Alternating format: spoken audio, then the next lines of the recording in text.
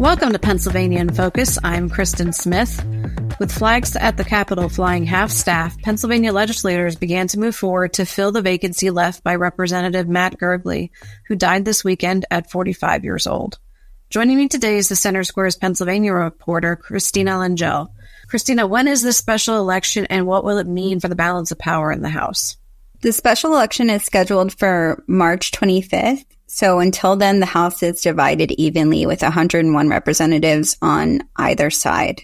And where is Gergely's district? Is it an area that's likely to stay blue? Yes. So he represented the 35th district, which is in Allegheny County in the suburbs of Pittsburgh.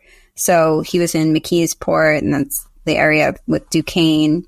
And that was previously Lieutenant Governor Austin Davis's seat.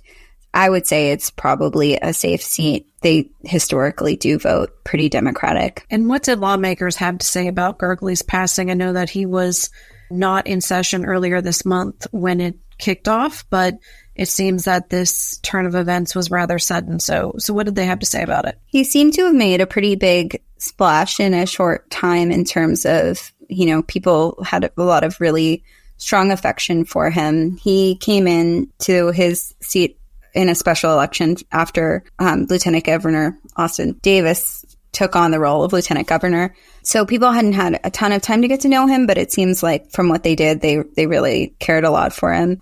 Austin Davis said he was a tireless champion for working families in the Mon Valley. And, all of the politicians who spoke about him, of course, extended condolences to his family and thoughts and prayers.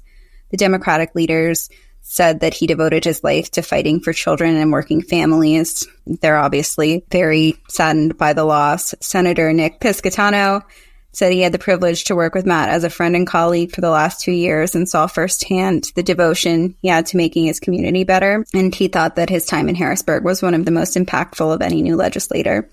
And then Republican leaders also said that while he was only in the House for a short time, his commitment to his family and community were deeply felt among his peers. So I think they're definitely in a period of mourning, and we'll kind of see how that impacts the next couple months before the special election in terms of what sort of legislative priorities get looked at and whether or not any voting really happens. As we had discussed earlier, Representative Gergely was not at the beginning of session when a House Speaker was elected, but his vote was still honored in a way, wasn't it? Yes. So as it stands with 101 on either side, it could have come to a bit of a deadlock when they voted for the Speaker of the House.